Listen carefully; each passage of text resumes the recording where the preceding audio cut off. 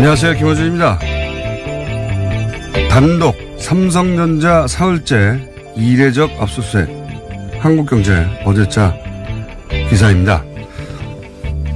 다스의 미국 변호사 비용을 삼성전자가 대납했다는 혐의 수사를 위해 검찰이 사흘 연속 삼성전자를 압수수색한 건 지나치다는 내용입니다. 이 압수수색으로 삼성이 크게 위축됐고 삼성 임직원들도 크게 당황했으며 삼성전자의 대외 신인도와 브랜드 가치에 부정적인 영향을 주고 있는데 삼성전자와 같은 글로벌 기업에 대한 압수수색은 제한적으로 진행돼야 한다고 이 기사는 주장하고 있습니다. 삼성전자 신인도와 브랜드 가치를 떨어뜨리고 삼성전자에 가장 부정적인 영향을 끼친 당사자는 최순실에게 말을 사주고 뒷돈을 대다가 들킨 자기네들 부회장입니다. 다스 소송비는 그 소송비를 대납하라고 검찰이 시킨 게 아니지 않습니까? 글로벌 기업이면 압수수색 당할 일을 애초에 하질 말았어야지 누굴 탓하나요? 이렇게 삼성 걱정해주는 기사를 볼 때마다 드는 생각이 있습니다. 저 양반은 대체 왜 삼성 걱정을 대신 해주고 있을까? 자기 앞가림하기도 바쁜 일반인들이, 월급쟁이들이, 기자들이 삼성 걱정해줄 때마다 저는 매우 웃깁니다. 삼성은 돈도 너무 많고 힘도 너무 세고 연줄도 너무 넘쳐서 대신 걱정 안 해줘도 끝도 없습니다.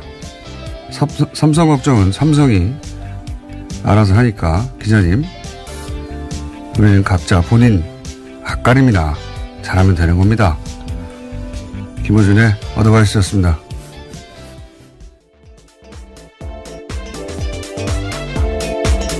시사인의 김은지입니다.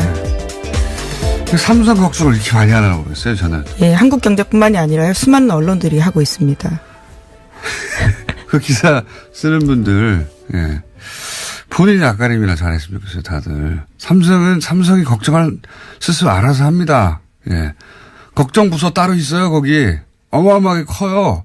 걱정 부서 하나가 이 기자님들이 소속된 회사보다 더 커요. 예, 같은 언론인으로서 사실 좀 민망한 상황인데요. 예. 걱정 부서 하나가 기자님들이 속해 있는 언론사보다 더 부자예요. 걱정 안 하셔도 돼요. 예, 자기들이 다 알아서 걱정합니다. 자, 첫 번째 뉴스는 뭡니까? 네, 이현동 전 국세청장이 구속됐습니다. 이명박 정부 시절 국가정보원의 김대중 전 대통령 음해 공작 등에 대해서 협조한 대가로 대북 공작금 수천만 원을 받은 혐의인데요. 어제 영장실질심사가 있었습니다. 서울중앙지법 강부영 영장전담 판사가 밝힌 영장 발부 사유는 다음과 같습니다. 주요 범죄 혐의가 소명되고 증거를 인멸할 우려가 있다라는 겁니다. 이거 말 안 해도 돼요. 이거 이제 다 외웠어요, 사람들이. 영장 발부될 때는 혐의가 소명되고 인멸 위험이 있다. 뭐 이런 거고, 안 됐을 때는 인멸 위험이 없다. 뭐 이런 얘기인데, 이현동 전 국세청장은 지난주 잠시 말씀드렸지만, 이번에 구속된 건 국정원 이제 대북 공작금으로 김대중 노무현 전 대통령 해외 비자금 있나 찾다가. 네, 실패로 돌아갔다고 네, 하는데요. 실패로 돌아갔지만 거의 10년 후에 이제 잡힌 것이고요. 예. 그래서 그 건으로 지금 되는 건데, 그런데 이제 지난주 잠시 말씀드렸지만 현재 핫한 삼성전자의 다스 미국 소송비 대납. 예. 이 건이 제가 아는 한 이현동 전 국세청장 역할이 있습니다. 예. 네, 추가 혐의가 또 생길 거라는 말씀이신 거죠? 현재 언론에 전혀 안 나오고 있는데, 이 다스 분야는 제가 또 전문가 아니겠습니까? 네. 아직 어디서도 안 나오는데 앞으로 나올 겁니다. 만약 안 나오면 제가 이 뉴스공장에서 얘기하는 것으로 아주 재밌는 스토리가 있거든요. 예.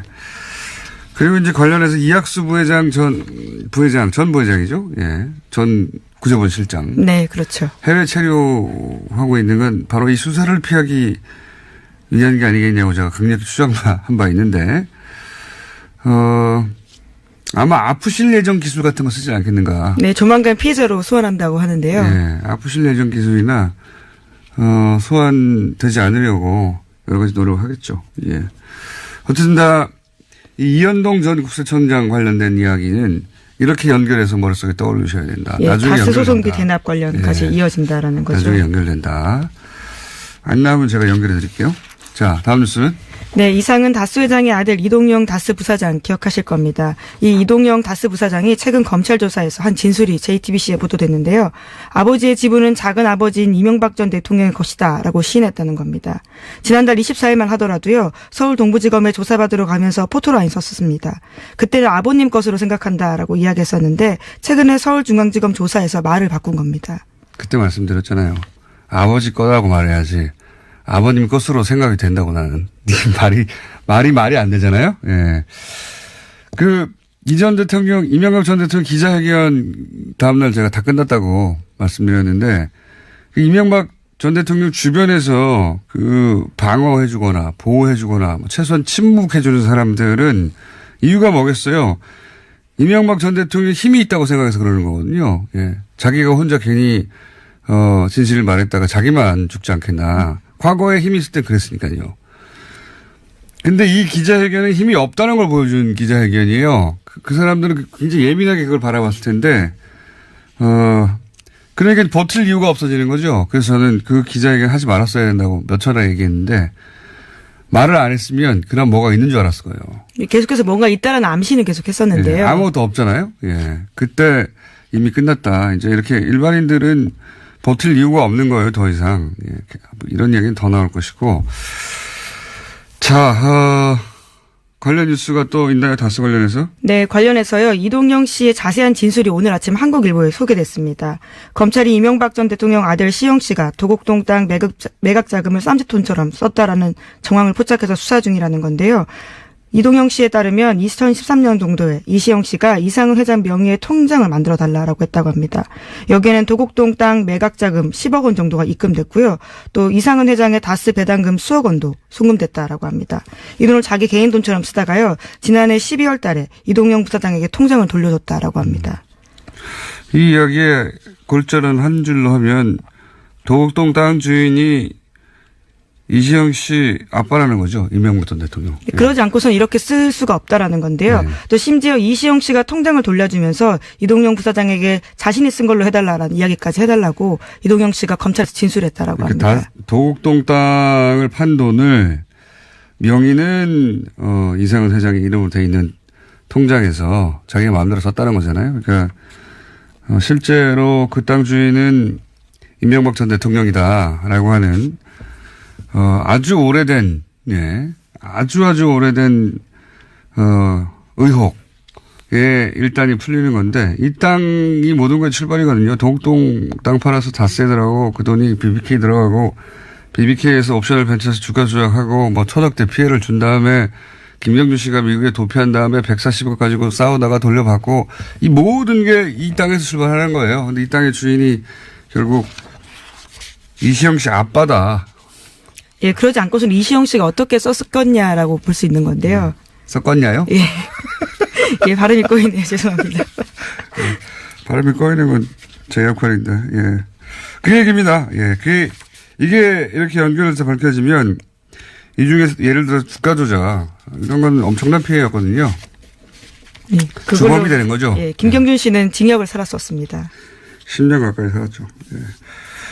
그리고 140억을 돌려받는데 이제 공권력을 동원한 것도 빠져나갈 수 없다. 자, 다음 뉴스는요? 네, 또 서울 동부지검은 다스의 비자금이 지금까지 알려진 120억 원이 전부가 아니다라고 밝혔는데요. 추가 비자금이 있다라는 겁니다. 다스에 다녔던 핵심 인물들이 매년 40억 원씩 비자금 추가로 만들었다는 주장을 한 바가 있는데요. 이에 대해서 검찰이 사실인 걸로 확인했다고 합니다. 사실인 걸로 확인되겠죠. 예, 비자금도 더 많이 나올 것이다. 자, 또 뉴스가 있습니까? 다스 관련해서? 다스 관련 뉴스가 어제 많이 쏟아졌던데. 예, 다스 관련해서는 여기까지고요. 또 이제 마이크 펜스 부통령 관련된 소식 전해드리겠습니다. 귀국길에 인터뷰한 거요? 네, 워싱턴 포스트와 인터뷰를 했는데요. 해당 보도가 눈길을 끌고 있습니다. 제목부터 굉장히 눈길을 끄는데요. 펜스, 미국은 북한과 대화할 준비가 돼 있다라는 건데요. 펜스 부통령이 워싱턴 포스트 칼럼니스트 조지 로긴과 인터뷰했습니다. 여기서 문재인 대통령과의 회동에서 평창 이후에 추가적인 대북 관여를 위한 조건에 합의했다라고 하면서요. 북한이 대화를 원한다면 우리는 대화를 할 것이다라고 이야기했습니다. 펜스 부통령의 발언은 별로 주목할 필요가 없어요. 부인이 대북 정책을 결정할 위치에 있지 않고, 예. 트럼프 대통령이 2인자를 두지 않는 사람이라 이 발언은 트럼프 대통령이 허락한 발언이다. 혹은 그 이전부터 예정된 돌아가는 길에 이 정도 말을 한다라는 예정된 동선하에 나온 인터뷰라고 봅니다. 갑자기 자기가 스스로 이렇게 생각해서 백악관이 아무런 전제 없이 일단 초기 대화를 하겠다고 본인이 판단해서 비행기 안에서 갑자기 인터뷰한 것이 아니다. 네, 이와 관련해서도 그렇게 밝혔는데요. 펜스 부통령은 한국에 체류하는 동안 매일 트럼프 대통령과 협의했다라고 밝혔다고 합니다. 지시를 받았다. 예. 정확하게. 네, 이번 발언은 그래서 트럼프 대통령 의중이 반영됐다라고 볼 수 있는 거죠. 당연한 겁니다. 부통령은 이런 거 결정 못해요. 예. 그리고 힘이 센 부통령들이 가끔 있어요. 드물게. 그런 케이스도 아니기 때문에. 자, 다음 뉴스는요. 네, 북한의 핵실험 및 탄도미사일 시험 발사 잠정 중단 가능성을 시사했다라는 한국일보 보도가 있는데요. 제1본 조선인 총연합회, 그러니까 조선총련기간지인 조선신보를 보고 분석한 내용입니다. 민족사의 대전환을 예고하는 대통령 방북 초청이라는 제목의 기사인데요. 내용을 그대로 인용하면 남북대화 관계 개선의 흐름이 이어지는 기간 동안에 북측이 핵실험이나 탄도로켓 시험 발사를 단행하지 않을 거라고 보는 것이 논리적으로 현실적으로 타당하다라고 주장했습니다. 말을 꼬기는 정말. 어쨌든 일본에서 조총련계 기간지 통해가지고 이게 잘 되면 우리가 동결하겠다. 핵 예, 관련해서. 북한의 입장을 슬쩍 내보이는 거죠.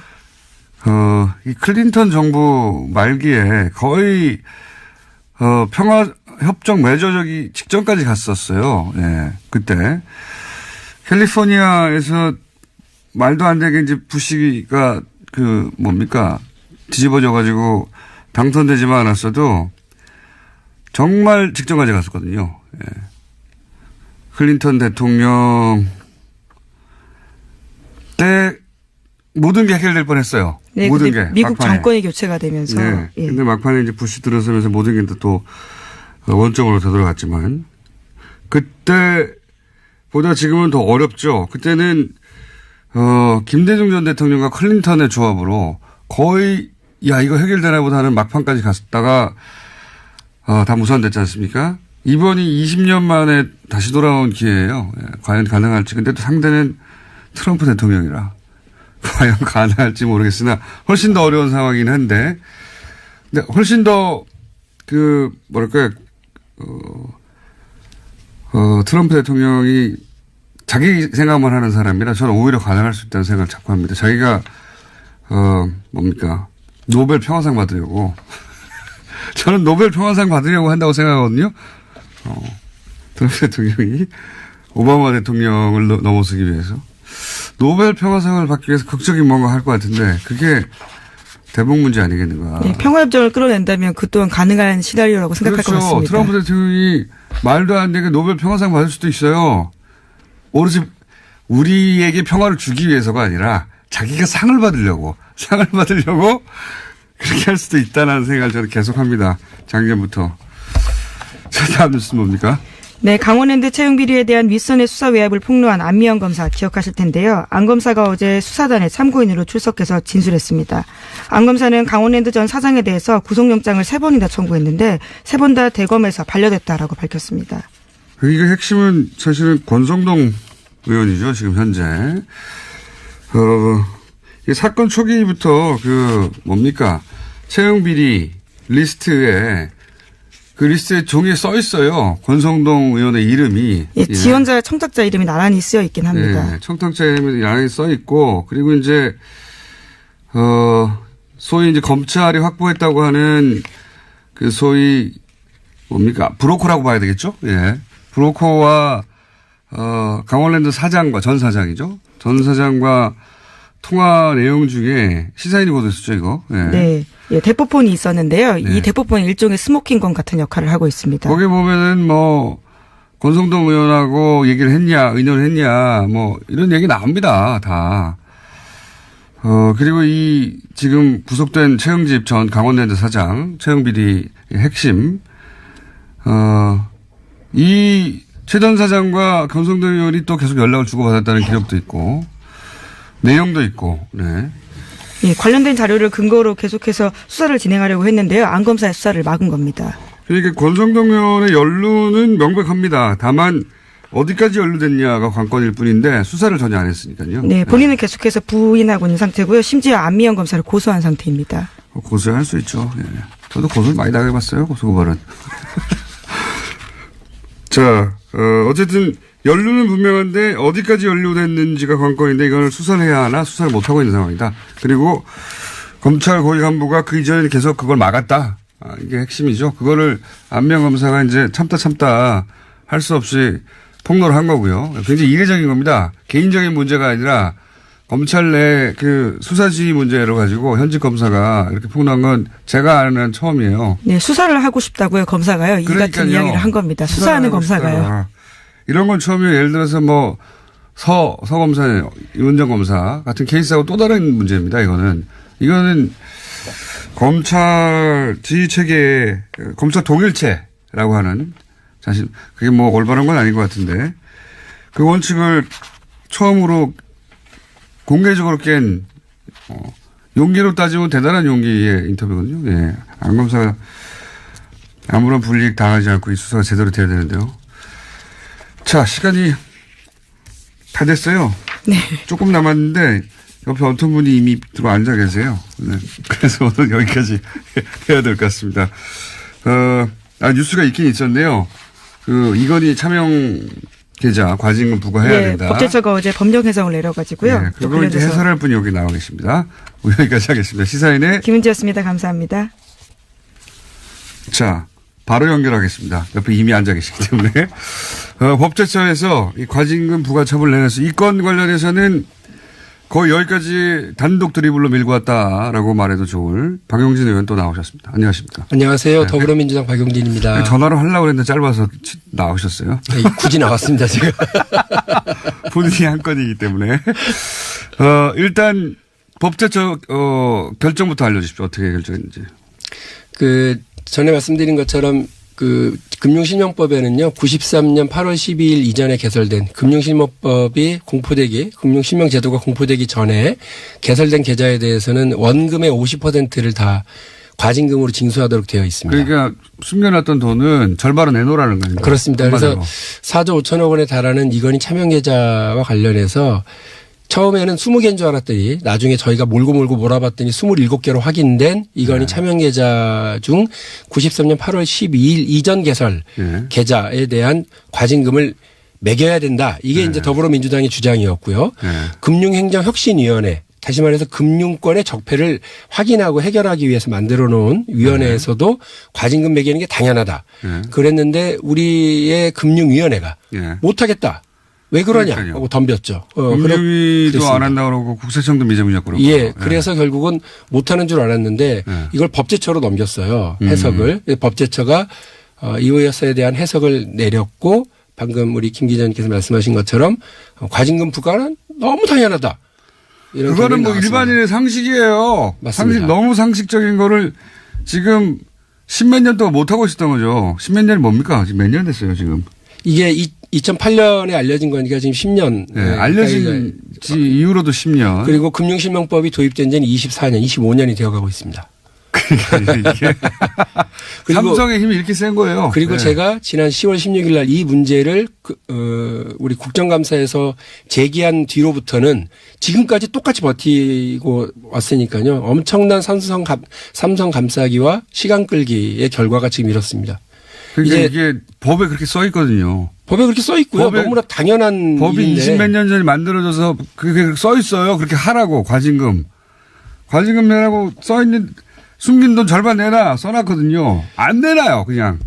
이제 답답한 건 뭐냐면 이 금융실명제도, 금융실명법을 운영하고 제대로 적용해서 우리 사회에 이른바 금융실명법이 안착돼서요. 내 돈 내 이름으로 남의 돈 내 이름으로 하지 않고 내 돈 내 이름으로 하고 세금 제대로 내고 하라고 하는 그 제도를 제대로 안착시키기 위한 역할을 맡은 부서가 어디냐면 금융위원회예요. 아니, 이런 데서 제일 앞장서가지고 이런 짓을 하고 있었어요. 삼성 대신에 그거 안 내도 된다고 법에 써 있어요. 내라고. 이게 이제야 정상적인 결정이 10년 만에 났는데 문제는 그렇게 해서 거둘 수 있는 돈이 있습니까? 지금 걷어야 된다라고 하는 건데 이제 제가 또 답답한 건 뭐냐면 이 확인이 법제처 확인이 나오자마자 빛의 속도로 뭐라고 그러냐면 금융당국이 그거 관련한 증빙 자료가 없는데요. 이런 얘기는 하고 있습니다. 그러니까 이제 이 통장들이 개설돼 있던 은행들이 예. 그거 10년 지나가지고 기록이 없다고 나오는 거 아닙니까? 제가 보기에는 이거 나올까봐 다 없애버린 것 같아요. 실제로 2008년 특검 당시에 삼성증권에 있었던 그 관련 계좌들은 삼성증권에서 파기해버린 걸로 네, 파기 알고 일부 있고요. 했고요. 예. 그리고 그때 27개 진짜. 계좌 중에 삼성증권 도둑놈들. 3개가 있는데 나머지 것들은 다른 은행. 의원님 도둑놈들 아닙니까 이거? 세금 내야 되는데 안 내면 끝까지 쫓아가지고 다 걷잖아요. 일반인들. 도둑도 있고요. 도둑에 대한 방조범도 있습니다.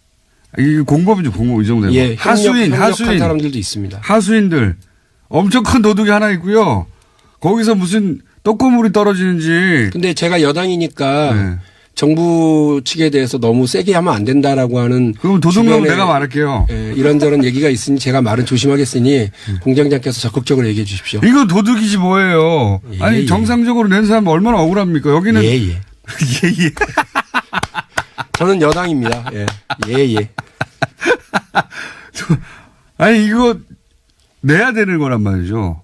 그냥 뭐 고민의 여지도 없이 내야 되는 건데 그냥 안 낸 세월도 너무 오래됐고 이제 내려고 그랬더니 은행들이 다 그 기록이 없다고. 열받아 진짜. 또 못 걷게 생겼어요. 이거 기록이 없다니까. 제가 지금 말씀드리고 싶은 게 그건데요. 작년 10월 16일 날 과세와 가징금 걷자 그랬더니 못하겠습니다라고 버텼던 금융위원회.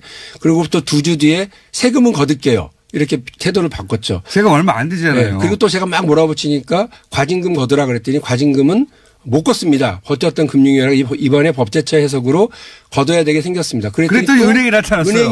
은행에 기록이 자료가 없습니다. 없다 이렇게 얘기를 하는데요. 그럼 처음부터 은행이 기록이 없어서 싸우는 거 의미 없어요. 그러든가. 그런데요. 저는 하고 싶은 말이 그겁니다. 제가 그 방법까지 가르쳐 줘야 됩니까?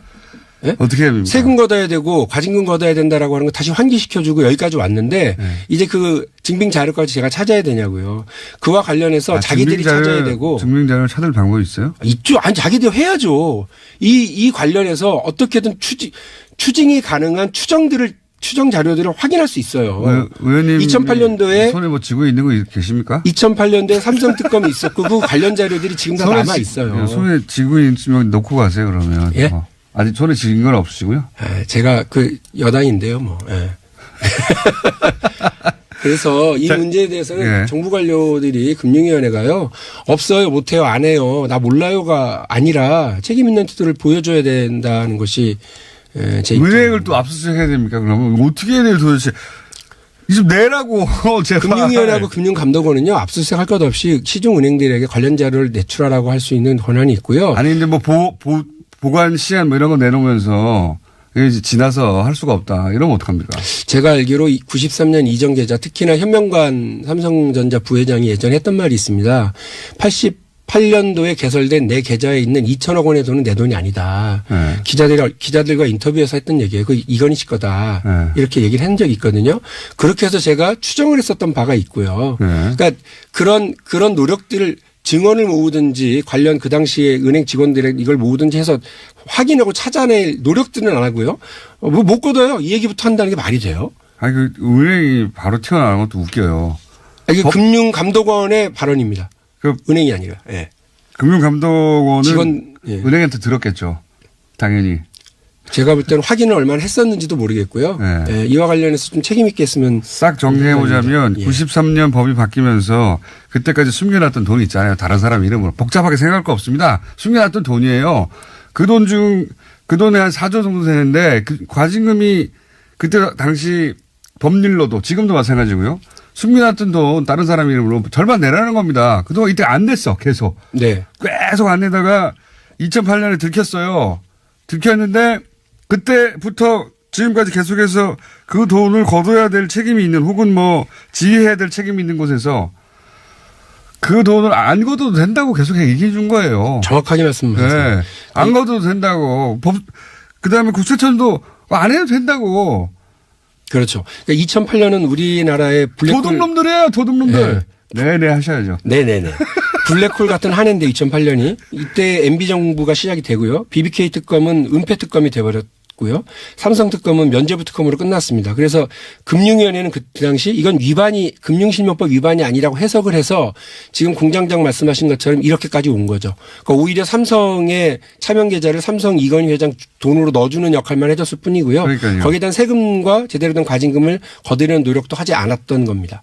아니, 10년 동안. 예. 예를 들어서 김영철 변호사가 완전 목을 걸고 폭로했잖아요. 네. 네, 폭로했는데 거꾸로 그 폭로한 돈을 다 쌈짓돈으로 챙겨갔어요.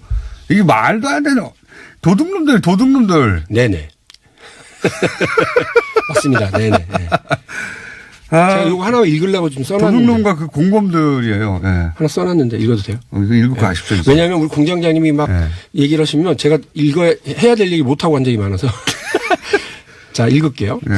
이건희가 차명계좌에 4조 5천억을 숨겨놔도 감옥 가지 않았습니다. 법이 그렇답니다. 이건희의 숨겨진 돈에 금융실명법에 따른 세금과 과징금을 매겨야 한다고 했더니 그렇게 못한답니다. 법이 그렇답니다. 이재용이 뇌물과 국민연금 통해서 삼성물산을 날로 먹어도 석방됩니다. 법이 그렇답니다. 이건희의 자녀들이 회사 돈으로 집수리를 해도 3억밖에 안 된다고 조사도 안 합니다. 법이 그렇답니다. 버스 운전기사는 2,400원의 버스비를 횡령했습니다. 회고됐습니다. 법이 그렇답니다. 대한민국이 법이 그렇다고 관료들이 그랬습니다. 이런 일 저질러놓은 관료들에 대해서 처벌하고 책임 묻는 게 나라다운 나라 만드는 일이라고 저는 생각합니다. 의원님, 그 마지막 방식은 효과가 없는 것 같아요. 그냥 저하고 주고받는 게 더 나을 것 같아요. 그런가요? 네. 제가 일부러 써놨는데. 속이 되게 상해서 그래요. 정말. 아니, 그러니까 복잡하게 얘기하면 안 돼요. 이건 그냥 모두가 다 하는데 삼성이라서 빠져나간 거예요. 그것도 국가기관에서 더 도와줘가지고. 네네. 네. 네네. 자, 오늘은 네네 여기까지 하고요. 네네. 의원님 호는 그럼 네네로 하죠. 전에는 뭐 조지다러시더니. 네네 박용진 의원이었습니다. 감사합니다. 네, 고맙습니다. 박근혜 정부 시절에 이 복지 정책이 항상 문제였습니다. 네. 최근 그렇게 제동이 걸렸던 정책들이 풀려나고 있어요. 대표적인 당시 피해자, 당시 피해자 이재명 성남시장이 스튜디오에 모셨습니다. 안녕하십니까? 네, 반갑습니다. 당시 복지 관련 뉴스 해가지고 이제 이재명 시장이 뭐 하려고 그러는데 못하게 하는 거. 네. 못하게 하면 막 들어눕고 그러셨죠. 네. 재벌 주전공이 원래 뭐 그런 거 했는데. 밥 안 먹고 막 들어눕고 막 해달라고 해. 단식 많이 했죠. 여러 가지 하셨어요. 광화문에서 들어누우신 거 기억하시는지 모르겠는데 여러분들이. 며칠 들어누우셨죠? 열하루 들어누워 있었죠. 네. 보통은 단식이라 표현하는데 전 들어누웠어요. 들어누운 게 낫네요. 네. 생떼를 쓰는 거죠. 막 해달라고 막. 그렇죠. 뭐 예를 들어 불합리하게 우리를 대우하니까 생떼라도 써야. 그쪽도 어차피 논리적으로 앞뒤가 딱딱 맞는 결정이 아니잖아요. 그러니까 이쪽도 앞뒤가 딱딱 맞는 말만 해봐야 소용이 없거든요. 그러니까 저는 뭐 박근혜 정부의 그런 태도 충분히 이해하죠. 그들은 원래 국가의 이익이나 국민의 편익보다는 자기 세력, 개인적 이익 또는 감정이 우선하는 집단이었기 때문에 원래 그런 집단이니까 이해했죠. 그리고 이재명 시장님이 하는 게 만약에 인정이 되면 다른 지자체도 다 할 거 아닙니까? 그렇죠. 그리고 거기 이제 된다는 게 보여지잖아요. 자기들이 그동안 일부러 안 했다는 게 드러나는 거예요. 그러죠. 이게 저들이 제일 두려워하는 거는 똑같은 예산을 가지고도 전혀 다른 새로운 사업들을 할 수 있다는 게 증명되는 게 싫었던 거죠. 그때 들어누웠는데 뭐 크게 효과는 없었어요. 아니 정책 자체는 뭐 개선되지 않았는데 효과 있었죠. 이재명이 누군지 알게 됐죠. 그렇죠. 저 들어놓은 사람 누구야? 그 정도 효과가 있었는데. 근데 이번에 이제 그렇게 안 되던 것이 이제 그 정권이 바뀌고 난 다음에 해결된 것 중에 하나가 지금 무상교복 사업이라는 게 있습니다. 저는 이쪽은 잘 모르겠는데 무상교복이라는 게 말 그대로 교복을 그냥 나눠주는 거예요? 복지 시책의 일환으로 네. 이제 교육비 지원 사업 같은 거죠. 예를 들면 수업료를 면제해 줄 수도 있고 학용품을 이제 무상 급식은 이제 굉장히 급식도 있는데 그런 분들이 없는데. 교복을 입어야 되니까 네. 이제 의무 교육 또는 뭐 교육에 필요한 비용을 국가가 부담해 주자 이런 차원에서 중학교 무상 교복을 저희가 시행을 했고요. 아, 중학교.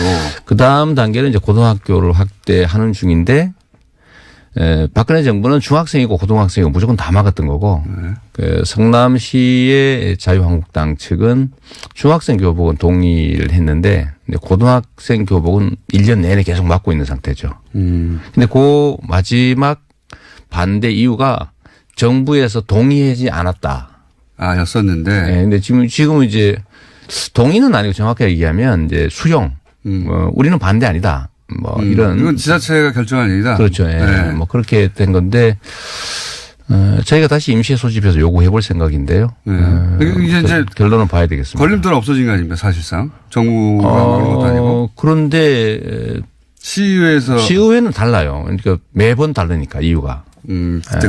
예, 그때 다르기 때문에 이번에도 답을 안 하고 있다고 그래요. 언론들이 물으니까. 근데 이제 반대했던 논리는 뭐였습니까? 뭐 처음에는 돈이 없다. 뭐 또 그 다음에는 성남시는 돈이 있잖아요. 있어요. 우리는 예산을 다 마련해놨는데 네. 지금도 한 300억 이상 또 남아 있거든요.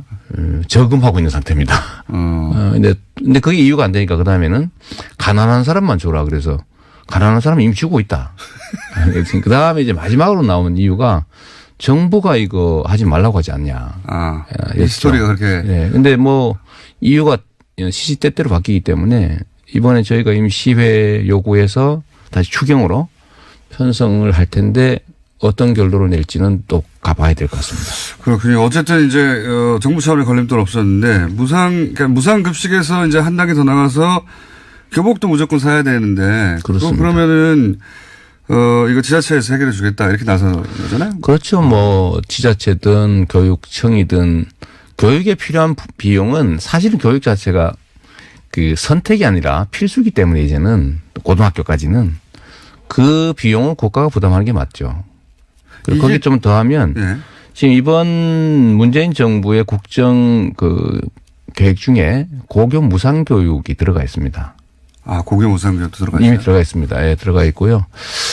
또 하나 더 말씀을 드리면 일부에서 그런 얘기예요. 아, 교복을 없애버리지 그러냐. 이런 네. 반론이 꽤 있습니다. 네, 그렇죠. 그런데 그럴 수도 있죠. 그거는 교복이 왜 유지가 되고 있는지를 잘 모르고 하는 얘기죠. 만약에 교복을 없애면 학교에서 그야말로 일종의 패션쇼가 벌어질 수 있습니다. 좋잖아요, 패션쇼. 문제는 돈이죠. 예를 들면 학생들 사이에 자산. 오히려. 그렇죠. 그걸 오히려. 막기 위해서 사실 교복을 입는 측면이 아주 강합니다. 그것도 뭐 일리 있는 이야기네요. 그거는 근데 지금 현재는 어떻습니까? 전국 중학교가 다 교복을 입어요? 의무는 아닌데 대체적으로 입고 있죠. 그런 이유로 해서. 네, 그렇습니다. 왜냐하면 학부모들이 교복을 입자고 그래요. 교복 자율화가 됐다가 다시 그렇게 네. 돌아갔군요. 네. 여러 가지 시행착오 끝에. 그렇습니다. 네. 아하. 그래서 교복을 대부분 입는다. 그러면 네. 그 교복은 학교마다 다 다르죠, 조금씩. 조금씩 다르죠. 똑같은 교복, 같은 학교 내에서도 교복마다 또 차이가 있습니까? 싼 교복, 비싼 교복. 그럴 수 있죠. 소위 이제 비싼 뭐라 그러면 상표를 붙인. 네. 비싼 천으로 쓴다든가 상표를 붙인다든가. 상표 때문에 주로 그러죠. 약간 맵시가 다른다든가 뭐 그런 거겠죠. 그렇죠. 근데 주로 상표입니다. 예를 들면 어느 회사에 상표를 붙였냐. 예를 들면 뭐 선전 많이 하는 그런 대기업 것이냐 아니면 뭐 중소기업 것이냐에 따라 가격 차이겠는데 품질 차는 크게 나지는 않고요. 그래서 저희가 사실 이런 것도 기억해 봤어요. 교복을 다 지급해야 된다면 현금으로 줘서 사게 하는 것보다는 교복 생산 협동조합을 만들어서 교복을 골라 입게 하자. 저희 성남시는 이미 교복 생산자 협동조합을 만들어 놓은 상태입니다. 다 만들어놨는데 하지 못하고 있는 거죠. 네. 왜냐하면 실제로 성남의 교복 생산 업체들이 대기업에 납품을 하고 있어요. 이미. 알겠습니다. 네. 근데 거기에 생산 원가보다는 훨씬 비싼 가격으로 대기업들이 받고 있죠. 그럼 만약에 이 문제가 성남시에서 해결이 되고 그 성남시에서 교복을 무상으로 학생들이 다 지급하는 것을 하고 나면 이게 이제 무상급식이 그랬듯이 다른 지자체로 퍼져나갈 수도 있겠네요. 그렇습니다. 이래서 다른 지자체들이 재정 상황이 어려우니까 이거 부담이 되지 않냐라고 얘기하는데요. 네. 이건 전혀 사실이 아닙니다. 왜 사실은 아닙니까? 보통은 시군들처럼 재정이 어려운 지역 얘기들 하지 않습니까? 네. 제가 하나 예를 들어봤는데요. 경기도에 6만 명대의 군 단위가 하나 있습니다. 예를 들면. 네. 거기는 1인당 예산이요. 한 5, 600만 원씩 됩니다. 근데 성남시 같은 경우는 1인당 예산이 1년에 200만 원이에요.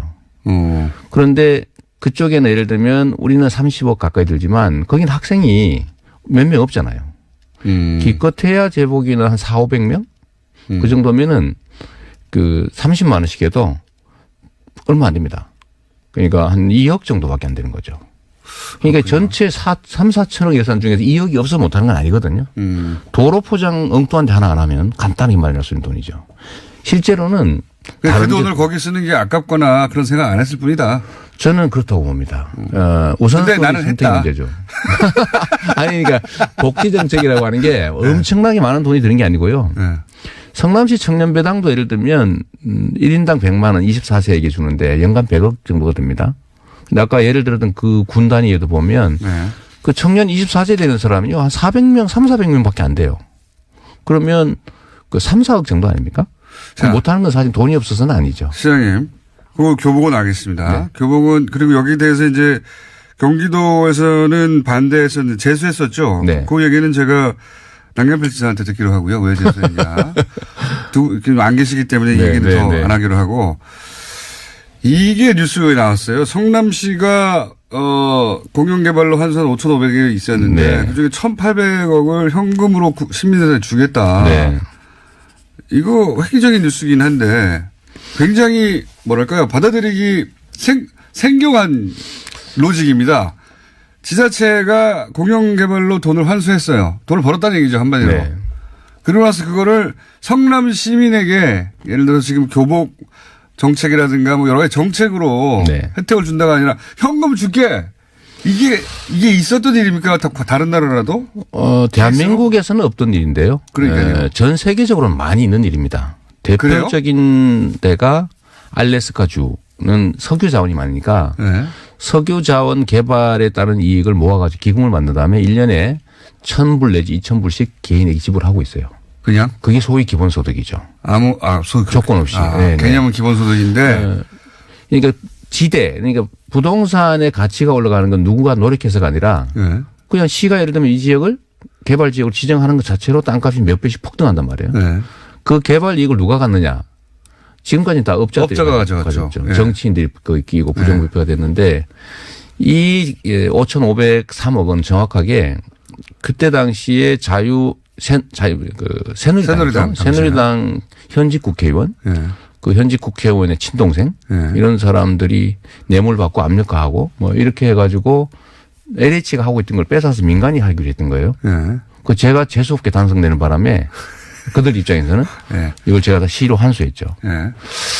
근데 이 그래서 돈을 남겼어요. 5,500 남았는데 이 금액의 규모가 어느 정도냐면 성남시의 3년치 가용 예산입니다. 많이 남았네요. 그렇습니다. 엄청난 돈이 남은 건데. 누군가 먹을 돈을 시가 뺏은 거죠. 시가 가져온 거잖아요. 완전히 전쟁이었습니다. 이거를 시가 공영 개발한다니까 당연히 자유한국당, 새누리당 엄청나게 반대했죠. 관련 업자들도 엄청나게 반대했고. 뭐 그게 뭐 말할 것도 없고요. 음해 뭐 말할 것도 없는데 이 중에 3분의 2. 이거는 예를 들면 본시가지에 공원을 사서 만들고 있어요. 그 도심에 엄청 비싼 땅 사가지고.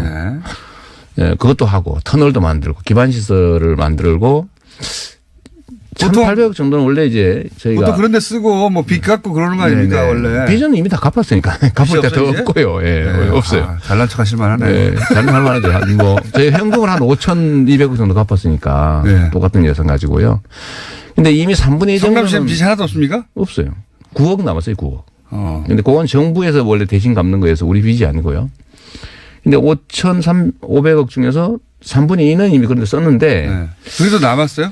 그리고 1,822억이 남은 이거 어디다 쓸까 고민하다가 성남 시민한테 돌려주자 이렇게 생각하신 거예요? 처음에는 임대 아파트 지으려고 생각해 봤죠. 근데 이거는 1,200세대 정도가 혜택을 보는 건데 저는 그런 생각을 하는 겁니다. 자날자떡이라고 이게 정치 잘하면 자다가도 날발에 떡이 떨어질 수도 있고 잘못하면 날벼락 맞을 수도 있다. 이거를 우리가 사실은 좀 체감할 필요가 있거든요. 그러면 이거를 가구당입니까? 아니면은 1인당입니까? 1인당 얼마? 기본소득 개념이니까요. 100만 명쯤 되니까 네. 18만 원 정도고. 이거 성인에게만 줍니까? 아니. 미성인, 왜냐하면 이게 이념이 뭐냐면요. 시민들이 맡긴 주권을 행사해서 생긴 일종의 불로소득이기 때문에 성인만 가질 이유는 없죠. 왜냐하면 성남의 주인은 성남 시민이니까. 그러면 예를 들어서 일주일 전에 이사 왔어요. 그러면. 그거는 제한을 좀 하라고. 그건 제한을 해가지고. 용역 중인데. 네. 예를 들면 뭐 1년 이상 또 3년 이상 거주 이런 건 해야죠. 네. 왜냐면 이거 보고 이사 오지는 않겠지만. 네. 그럼 대략 얼마 정도 들어갑니까? 대개 한 20만 원 정도. 1인당? 가구당 한 뭐 60에서 한 70만 원 정도 되지 않을까 싶어요. 뭐 가구수에 따라가겠지만. 예. 4인 가구면 80만 원, 5인 가구면 100만 원이네요. 네. 근데 제가 이 얘기를 하고 싶은 거는 이거 처음 해보니까 여러 가지 이상하죠. 예, 왜 돈을 주고 그래? 이런. 근데 이거 당연한 거예요. 왜냐하면 세금이라고 하는 건 써 없애는 것이긴 한데 이건 세금이 아니거든요. 세금이 아니고 시민들이 맡긴 권한을 행사해서 생긴 세금 외의 수익이란 말이에요. 네. 예, 그걸 예를 들면 장기 투자했을 수도 있지만 이건 일회성 수입이라서 일종의 정책을 만들기는 어려워요. 왜냐하면 다음에 이런 소득이 생긴다는 보장이 없으니까요. 그래서 이걸 저금해 놓고 이자 따먹을 수는 없잖아요. 그럴 수도 있죠. 아니, 그 예산의 원리상 그러면 안 되는 거예요. 그래요? 네. 그러면 예를 들어서 필요한 사업들을 다 했는데 남았어요. 그러면 이걸 저축하고 이자를 따먹는 것도 안 됩니까? 그거는 세입 세출 균형의 원칙에 어긋나요. 왜냐하면 세대별로 올해 세금을 낸 사람이 올해 혜택을 봐야 되고. 이런 아이디어 한번 모집해 보시죠. 그러니까 이게 확정된 사안이 아니면 물론이죠. 1,800억으로 성남시가 할 수 있는 아이디어로 공모해 보시죠. 성남 시민들부터. 지금 현재 그걸 하고 있는 상태죠. 예를 들면 시장의 현재 안은 배당이에요. 저는 그게 옳다고 보고 그 배당도 지역화폐로 주면 지역경제가 살 거다. 저희는 지역화폐를 하고 있으니까요. 이 시장이 아닌데 뭐 이걸 그 전문가는 용역도 줄 거고 시민사회에 던졌으니까 여기 반대 의견들도 나오죠. 반대 의견 결국 최종 결론은 다음 시장쯤에서 최종 결론 내게 될 겁니다. 아, 그렇구나. 시장님으로 있으신 동안 이 돈을 다 돌려줄 수는 없는 거고요. 왜냐하면 올 연말이 돼야 비로소 현재 들어오게 되는데 지금부터 준비를 해야 됩니다. 그때는 백수일 수도 있잖아요. 그렇죠. 저는 뭐 백수. 아까네. 내가 넘어갔네요. 그때는 백수일 수도 있죠. 네, 그렇죠. 성남시장이 아닐 가능성은 매우 높죠. 네. 그래서 그 돈에 대해서 관여할 수가 없게 될 수가 있네요. 전혀. 그렇죠. 네, 그래도 예를 들면 제가 그냥 들어놓을 수는 있죠. 그거 내가 하라고 했는데 안 한다고. 시민의 한 사람으로서. 시민의 한 사람으로. 3년을 임기 남긴 상태인 시장이나 3개월을 남긴 사람이나 3일을 남긴 사람이나 시장인 건 똑같아요. 현재 해야 될 일은 해야 되는 거죠. 저는 이걸 제가 강제할 수는 없어요. 의회도 동의해야 되고 시민들도 공감해야 되고 그래서 의견들이 좋은 게 많으면 바꿀 수도 있는 거죠. 이거는 제가 보기에는 이렇게 되든 안 되든 이런 아이디어를 던졌다는 자체가 제가 보기에는 거의 들어눕는 수준의 발상의 전환이라고 봅니다. 예. 대한민국의 가장 심각한 문제는 엄청난 불평등과 격차고요. 이 불평등과 격차 중에서 가장 심각한 원인은 지대입니다. 소위 불로소득이죠.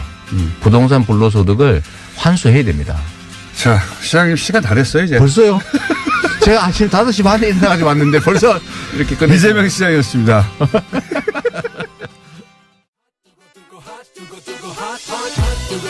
자, 오늘만큼 이 코너명에 맞는 순간이 있었나 싶습니다. 굉장히 핫한 가면 하태관 선생님 나오셨습니다. 오늘은 핫이라기보다 파이어 불이 났죠. 거의 뭐 화제가 났습니다. 네, 가면 하태관 선생. 네. 저보고 비슷하다고 정청래 선수는 또 말씀하시더라고요. 뭐랄까요? 그러고 보니까 저하고 비슷한 것 같기도 하고. 이 뉴스 공장에 나올 시간을 일부러 맞춰서 이거 일부러 폭탄을 터뜨리신 게 아닌가. 김일성 가면 논란. 그래서 사실 제가 어제 상당히 귀가 간지러웠는데 하루 참았습니다. 오늘 다 풀려고. 오늘 다 풀려고. 자, 일단 이제 주장부터 해보시죠. 모르시는 분들 위해 잠깐 이 말씀을 드릴게요. 모르시는 분들 위해서 제가 10초짜리 설명을 드리면 북한 응원단에서 이제 가면 하나 썼는데. 맞습니다. 응원 도중에.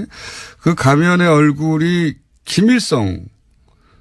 이라고 제가 주장을 네. 했죠. 라고 네. 주장을 강하게 매우 하셨어요. 제가 저는 이제 북한한테 이렇게 따진 건데 네. 제가 놀란 거는 청와대, 통일부, 민주당이 떼거지로 저한테 덤벼들더라. 좀 네. 아쉽더라. 그러니까 북한이 저는 덤비려고 했는데. 왜냐하면은 네. 정부가 해야 될 일은 북한 니들이 대답해라 이런 의혹이 있다. 아니, 이런 주장이 응원단에서 있다. 아니라고 했잖아요. 공식적으로. 그걸 왜 북한에서 답을 합니까? 응원단이 아니라고. 그러니까 이 했는데. 북한을 잘 모르시는 게 잘 모르시는 게. 북한이 답변을 많이 해요. 우리가 이거는- 뭐라 하면 이거는 그만한 사안이 안 된 거죠. 그쪽에서 보기에. 이거 뭐. 아니죠. 말도 안 그만한 되는- 사안이 된 거죠. 그래서 어제는 가면을 안 들고 나왔죠. 아니, 그건 제 이제- 이야기를 존중을 한 거죠. 자, 그러면 근거가 무엇인가. 이게 하나씩 한번 따져봅시다. 네. 통일부가 미남 가면이라고 그랬잖아요. 예. 그건 제 주장을 반박한 게 아니에요. 제 주장을 오히려 도와준 거예요. 옹호한 겁니다. 왜요? 왜 그러냐면 네. 북한의 최고 미남이 누구라고 생각하세요? 그건 뭐 기준에 따라 다르죠. 북한은 하나의 기준밖에 없죠. 아, 북한의 최고 미남은 최고 미남 기준이 뭐라고 생각하세요? 김일성이기 때문에 아, 미남이라고 그렇죠. 한 말은 와, 대단한 논리네요. 대단한 논리가 아니라 북한이 그래서 수령 사회인 거예요. 아니, 한번 물어볼게요. 문재인 대통령 미남이죠. 문재인 대통령 아니, 미남이죠. 계속 우겨보십시오. 하여튼. 문재인 대통령 미남이죠. 그 미남이라고 하면 문재인 한 사람밖에 없는 겁니까? 아니, 그게 아니라. 예. 그죠? 미남이죠. 왜냐면 지지자들은 좋아하고 뭐 흠모하고 존경하고 하니까 잘생겨 보여요. 약간 실제로 약간 미남. 논리인데, 이건. 북한은 더한 거예요. 실제로 김일성 젊은 시절 사진 보셨죠? 북한에서 미남이라고 하면 오로지 김일성만 오로지 김일성이 아니라 최고의 미남. 최고의 미남. 다양한 미남들이 있지만 예. 최고의 미남.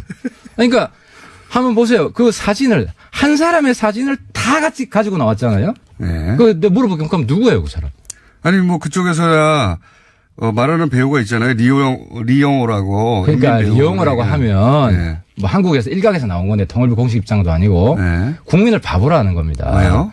제가 오늘 페이북에 띄울게요. 예. 그 가면 사진, 예. 리용호 사진, 네. 젊을 때 김일성 사진 세 개를 비교해 놓고 한번 판단해 보세요. 알겠습니다. 누가 리용호라 그러나? 인정하세요. 잠시 잘못 아니, 판단했다고. 내가 인정할 수 없는 이유를.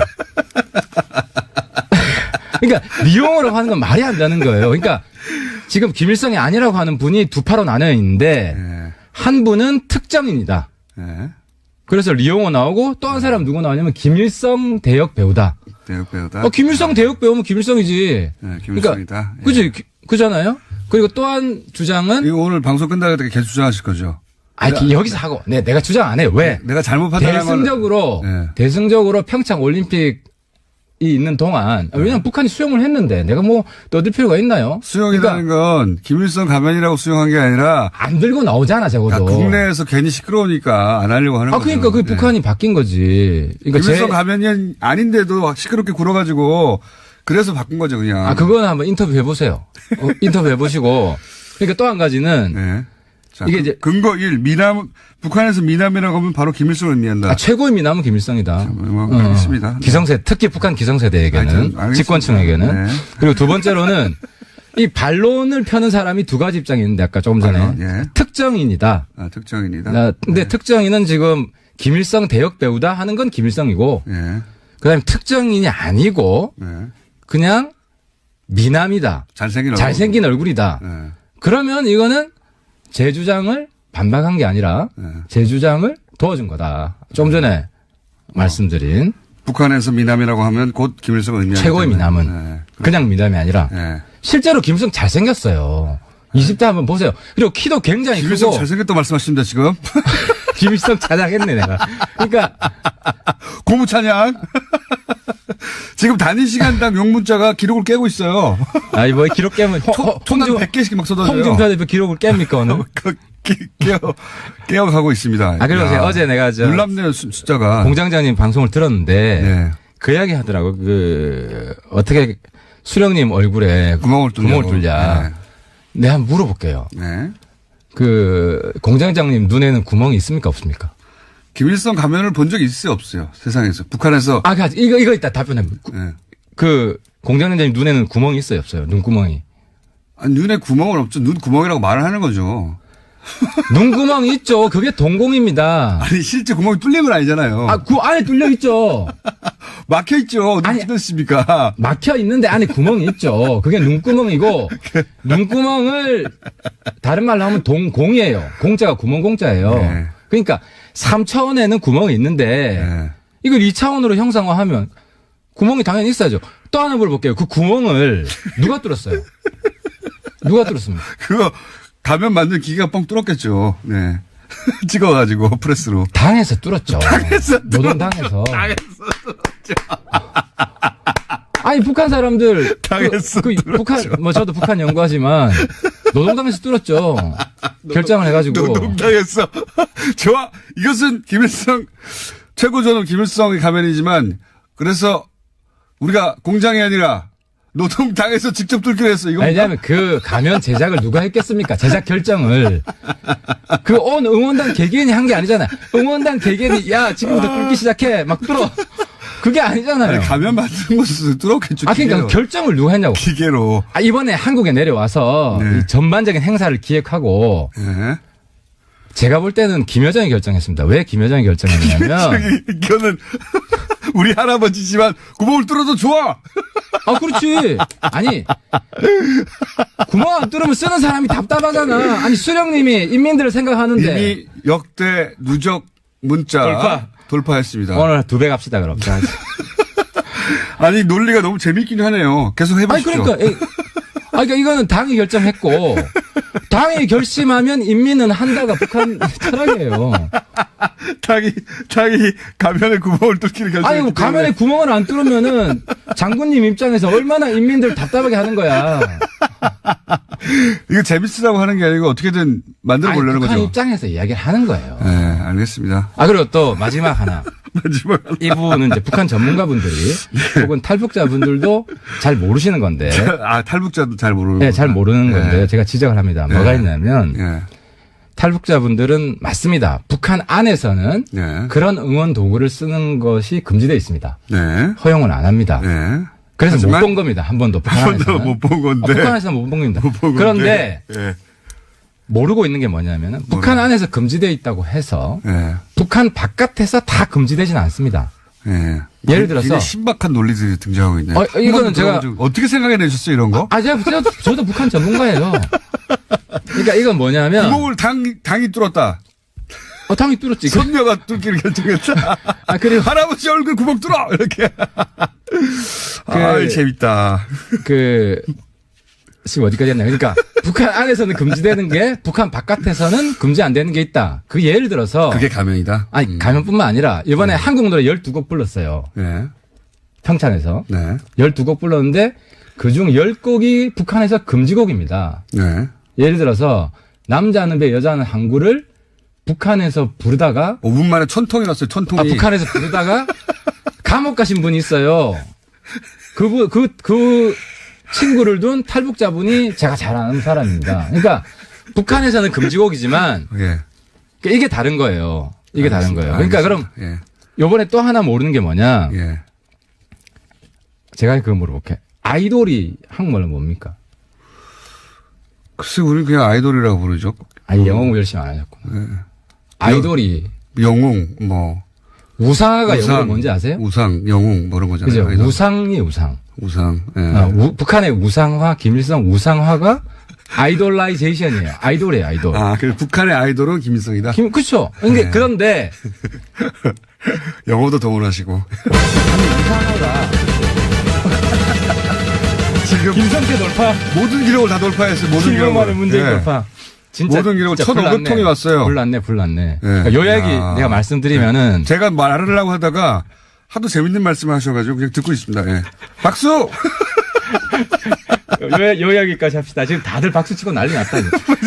시기로 경신했기 때문에 너무 신박해요. 와, 저는 이거 나올 줄 몰랐습니다.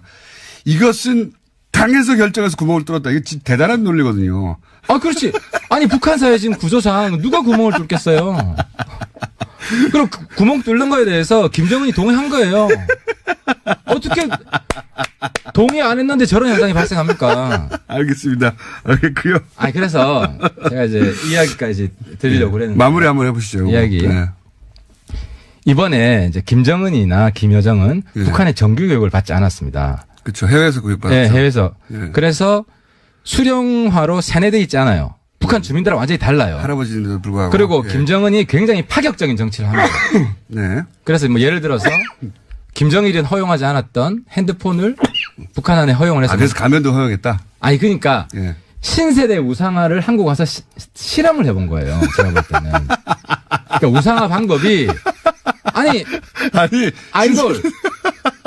아이돌인 거지 아이돌을 우상화할 때는 신세대 우상화를 한국에서 실험한 거라고. 실험은 북한 안에서는 이런 실험을 못 해요. 야, 충격을 받기 때문에. 대단한 논리네요. 근데 이번에 그 가면 들고 응원한 거 북한에서 안 틀어줍니다. 아니, 근데 저는 알겠는데, 의원님은 묘한 매력이 있네요.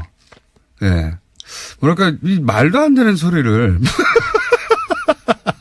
내가 똑같은 경우를 당한 게.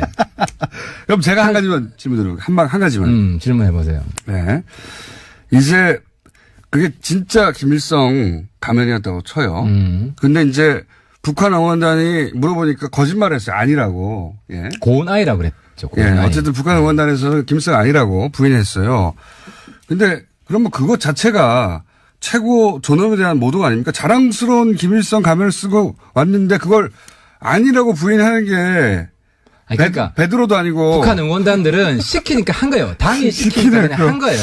너무 멀리 한 가시는 것 거고. 같은데. 근데 탈북자들 네. 100에 100 물어보세요. 저 사람이 누구랑 제일 닮았나? 김일성이라고 그래요. 자, 그럼 이건 어떻습니까? 가사를 보면 남자가 복순네 집 앞에 지나가면서 몇 달째 휘파람을 불렀다는 거예요. 그죠? 그러니까 그렇죠. 그 남자들 이렇게 가면을 쓰는 대목도 보면 딱 여기서부터 불러요.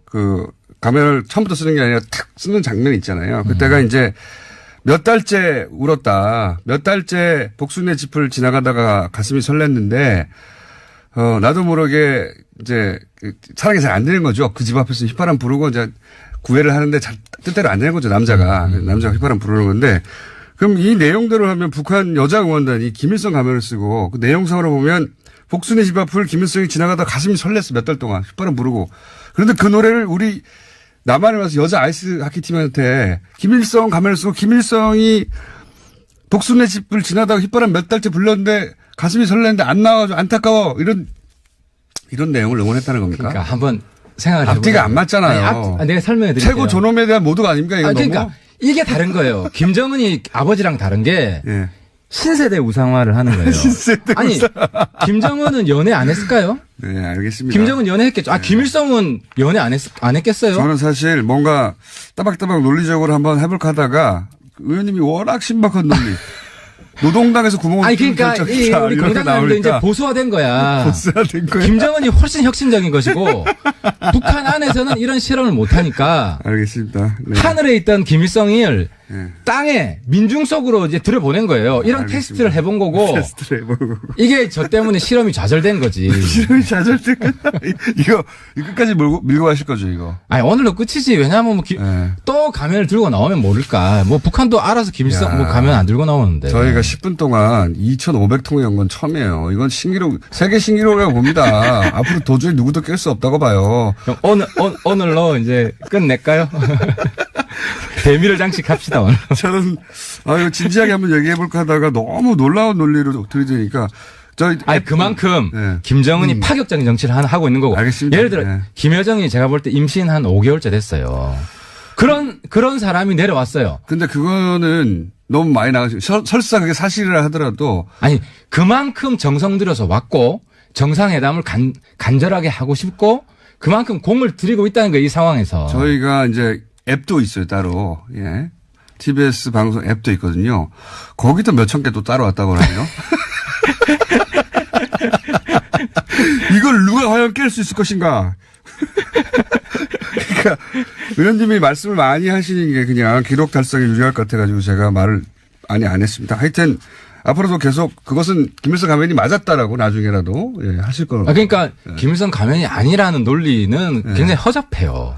내가 좀 이렇게 그렇지 김일성 가면이 아니면 누구냐라는 걸 아무도 못 밝히고 있고 그냥 미남이라 그러면은 북한의 최고 미남이 김일성인데 그 논리를 어떻게 얘기합니까? 알겠어요. 그렇게 예, 전화, 이제 막 항의 전화까지 오는 모양이에요. 예, 전화, 아마 당에서 그만하라고 그러는 전화 아닐까. 하태경 그만해! 당에서 전화 온 게 아닐까 죄송합니다. 싶은데, 맞죠? 내용이 그거? 네, 그건 아닙니다. 예. 웬 장관님이 보내셨네요. 장관님이요? 예. 그만하라는 거예요, 이게 다. 이제. 그러면 이제, 가면 논란을 알겠고, 한 가지만 여쭤보고, 예, 예. 가면 얘기만 하려고 할 수는 없잖아요. 한 가지만 여쭤보자면, 지금 이제 당을 합치면서, 당대표는, 유승민 대표는 본인이 주장한 대로 당대표를 하겠다고 하잖아요. 예, 그렇습니다. 근데 안철수 선거 대표는. 때까지. 네, 안철수 대표는 안 한다는 거 아닙니까? 근데 선거 이제. 백의정도 선언했죠. 말이주와 백이성문이지. 사실 지방선거 결과가 눈에 띄는 그런 큰 성과가 내기가 쉽지 않다. 이번에. 당이 만들어지도 얼마 안 됐고. 그러면 이제 그 책임을 당대표가 지게 될 텐데. 그럼 유승민 대표는 그거 상관없이 어쨌든 내가 이렇게 주역이 됐으니 책임지고 앞장서겠다는 거 아닙니까? 예. 근데 안철수 대표는 이렇게 상처 없이 있다가 쑥 나와가지고 그 당을 그때 접수하는 거 아니에요? 그런 계획 아닙니까? 그걸 왜 받아주셨어요? 어쨌든 본인은 출마 의사를 피력하고 있지 않습니까? 출마로? 예, 예. 그러니까 뭐 출마하시면서 대표를 왼쪽으로 같이 하기 어렵죠. 뭐 알겠습니다. 하여튼 거기에 대해서 불만 없으시죠? 여기서 당내. 근데 뭐 안 대표 의지가 강력하고. 네, 합치면서 좀 불만도 생겼죠. 여러 가지 뭐. 불만이 저는 사실 별 불만이 없고. 네. 뭐 여러분들한테 감사하고 특히 민평당 분들한테 굉장히 감사하고. 제가 영원히 기록으로 남는 방법 알려드릴까요? 이 가면 논란으로 그 가면을 하나 구하셔가지고 그 가면을 쓰고 다니세요. 어딘가에 그거 쓰고 나타나세요. 제가 보기에는 역사의 사진으로 한 장 남았어요. 근데 아마 시간이 많이 지나면 제 이야기가 맞았다는 게 입증이 될 겁니다. 네. 알겠고요. 말씀드리지만 5,000개 돌파했어요, 저희가. 5,000개 합쳐가지고. 야, 대단히 이 신기록 누구도 깰 수 없는 어디 기네스 연락이라도 해야 될 거. 앱 다운됐어요, 아예. 더 이상 안 됩니다. 앱 다운. 염색해야겠네, 이제. 자, 세계 신기록 경신하신 가면 하태경 선생님이었습니다. 감사합니다. 예, 감사합니다. 자, 국내 최초로 이재용 삼성전자 부회장 판결문 전체 분석을 지금 하고 계신 분입니다. 법무법인 동안에 겨우 사무장을 맡고 계시면서 이런 중대차한 국내 아무도 하고 있지 않는 중차대한 업무를 아무도 안 시켰는데 스스로 하고 계신 분 이정열 전 판사님 나오셨습니다. 네. 영업을 하셔야죠. 사무장님은 영업을 하셔야 되는데 이렇게 공부를 하고 계시면 어떡합니까? 공장님 좀 중요한 말씀, 애청자 여러분들께 인사드리고요. 네. 네. 그 중요한 말씀 하셨는데 영업 참 중요합니다. 근데 제 앞에 하태경 의원님을 배치하시면 채널 다 돌아갔는데. 아니에요. 이제 어쩌라고요, 이제. 채널 돌아간 게 아니고요. 문자가 대폭발해가지고요. 그러니까요. 채널 고정이에요, 완전 지금. 아니, 문자 보내시고 다 돌리셨단 말이에요. 아니에요. 억울합니다. 제가 보기에는 기록 돌파를 위해서 하태경 의원님이 준비하신 게 아닌가. 아, 참. 자, 어제 한 꼭지 했고요. 네. 어제는 이제 안종범 네. 실록이 증거로 채택이 안 됐는데 그게 말이 안 된다. 네. 네, 그런 얘기를 했고 이번에 들여다볼 그러니까 한 꼭지씩 하려고 그럽니다. 한 꼭지씩. 아마 한 달은 걸리지 않을까 싶습니다. 자, 일반인들이 이제 많이 거론하는 것 중에 하나가 아니 36억 그럼 여러 가지죠. 36억밖에 안 되냐. 또 다 털어줬네. 혹은 또 36억이나 남았는데 왜 석방이냐. 뭐 이제 36억 가지고 이것만 유죄네. 네. 여러 가지 얘기를 합니다. 36억에 관한 얘기를 좀 해보죠. 네. 예, 일단 36억 관련해서 지금 공장장님 말씀 주신 부분 중에 형량이 너무 약하다는 부분은 또 따로 이제 다뤄야 될 것 같고요. 네. 오늘은 왜 36억밖에 인정이 안 됐는가 항소심에서 그 네. 부분을 중심으로 좀 말씀을 드리겠습니다. 그러니까 1심에서는 전부 89억 정도가 이제 뇌물로 인정이 네. 됐었거든요. 그 중에서 이제 코어 스포츠에 지급한 용역대금 36억 요거는 1심과 네. 항소심 요것만 예, 인정한 동의, 거죠. 인정이 요것만. 됐고 그다음에 코어 스포츠가 사실은 그리고 뭐랍니까 이런 걸 페이퍼 컴퍼니예요. 그렇죠. 예. 예. 예. 그래서 이제 우리는 페이퍼 컴퍼니라고 명확하게 제대로 알고 있는데 이 재판부에서는 사실상 최순실이 지배하는 이런 식으로 표현되어 있습니다. 네. 예, 최순실과 그 딸 정유라가 예. 소유한 이라고 말할 수는 있죠. 그리고 그다음에 1심에서 인정이 됐는데 항소심에서 인정이 안 된 게 이제 마필 구입 대금, 이 네. 말 구입 대금 36억인데 말은 삼성 거다 해버린 거죠. 그렇죠. 그러면서 이 부분에서 이제 그럼 뇌물은 말이 아니고 말 사용대금이다. 네. 예, 이렇게 돼버렸고. 하지만 그걸 계산하지 않고요. 그렇죠. 예, 그다음에 동계 계산할 수 없음. 스포츠 영재센터 지원금은 아예 그냥 네. 통째로 이제 무죄가 된 겁니다. 그러니까 요 36억 코어 스포츠 부분을 빼고는 전부 다 인정하지 않은 거예요. 예, 날아간 셈이죠. 네, 다 날렸습니다. 예. 그래서 이게 특징을 보면은 이번에 항소심 재판부에서 날아간 이 부분이 이제 그 뇌물공여죄의 일부분이긴 한데 제3자 뇌물수수에 대응하는 그런 부분인데요. 네. 이게 무슨 말씀이냐면 뇌물공여라는 게 뇌물을 줬다는 거잖아요. 네. 그럼 받은 사람이 있는 거고. 네. 근데 받을 때 이게 공무원이 받아야 일단은 뇌물이 되는 거지 네. 않습니까? 근데 공무원이 직접 받으면 최순실은 공무원이 아니고 근데 그렇죠. 일단.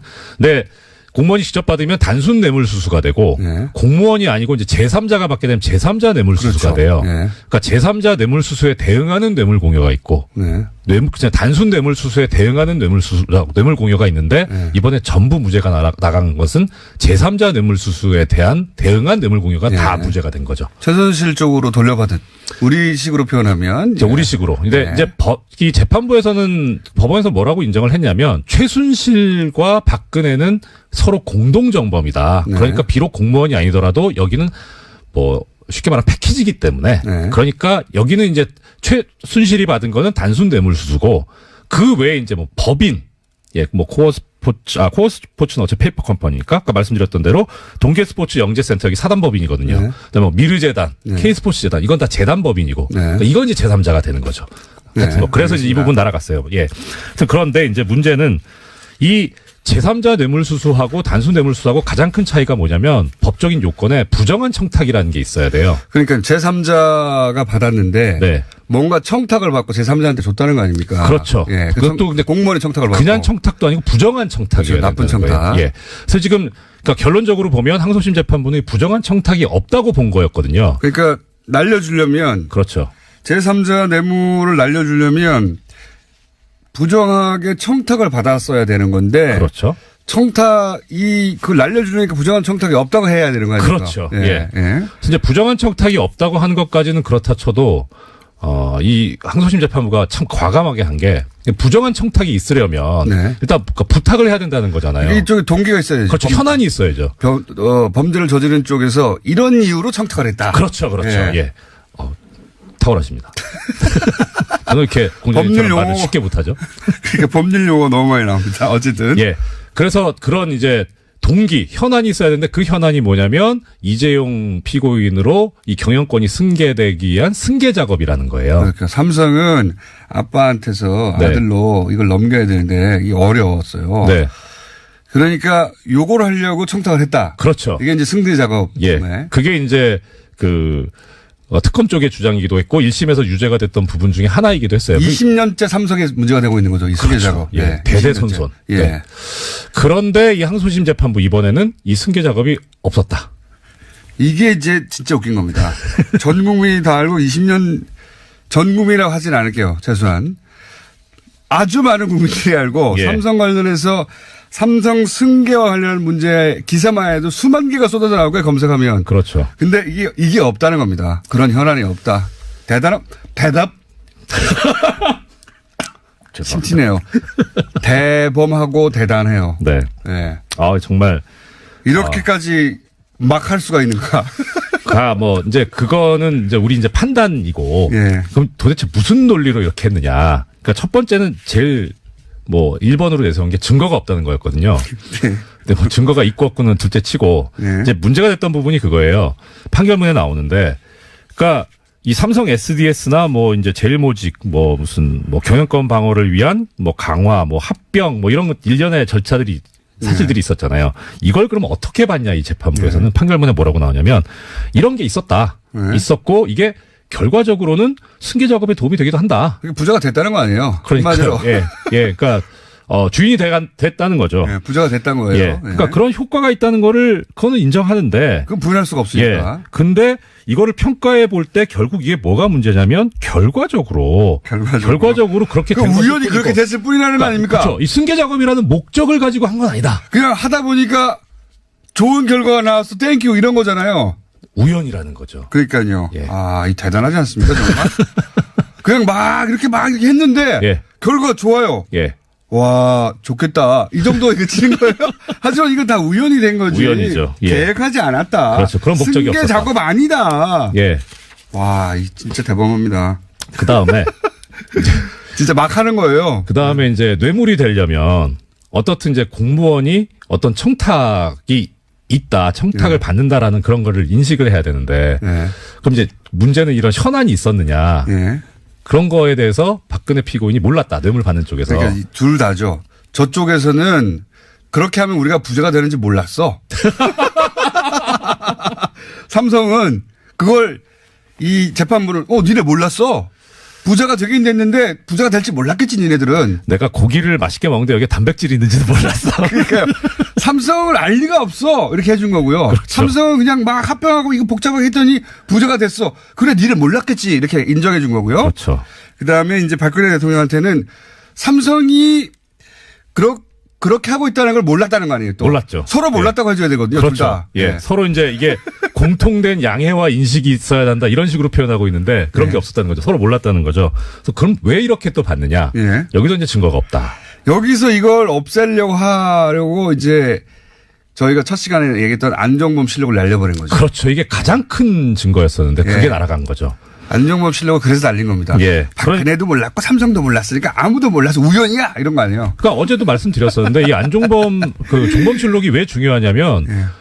그런 지시를 했었다는 자체는 있었거든요. 그러니까 네. 그럼 이제 이런 지시를 왜 했는데 네. 아니까 하는 거지. 그러니까 이거 다른 증거 가지고 입증이 가능한데 지시가 있었다는 것 자체를 날려버리고 나니까 네. 이게 이제 더 이상 얘기가 중간에 안 돼요. 고리가 없잖아요. 예. 지시가 있었다는 것이 안종범 수청에 의해서 이제 확인이 되는 건데 지시 자체를 날려버리니까 몰랐고 지시도 없었고 그렇죠. 그 결과만 있는 거예요. 결과만 있는데 이거는 그냥 우연히 일어난 일이야. 그 우연 중에 또 뭐가 하나 있냐면요. 이 판결문에 이런 얘기가 나옵니다. 1심에서 이제 유죄로 인정한 근거 중에 하나인데 이 뭐 정부 안에 이제 뭐 금융시장 감독기구도 있고 민정수석 비서관실이 있는데 여기서 이 3세 경영체제, 뭐 네. 지배력 확보, 승계 뭐 이런 제목의 문건들을 보고서를 만듭니다. 그러니까요. 청와대에서 삼성 승계에 대해서 막 알아봤단 말이에요. 그렇죠. 예.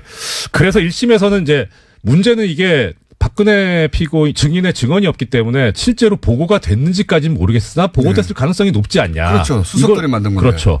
그래서 그거를 사실 또 부인하기 어렵거든요. 네. 그러니까 항소심 재판부에서 뭐라 그랬냐면 이런 승계 문제를 보고서에서 다루고 있긴 한데 그런 보고서들은 결국 그 작성자들이 승계와 관련된 여러 가지 사정들을 추론해서 작성한 의견서에 불과하다.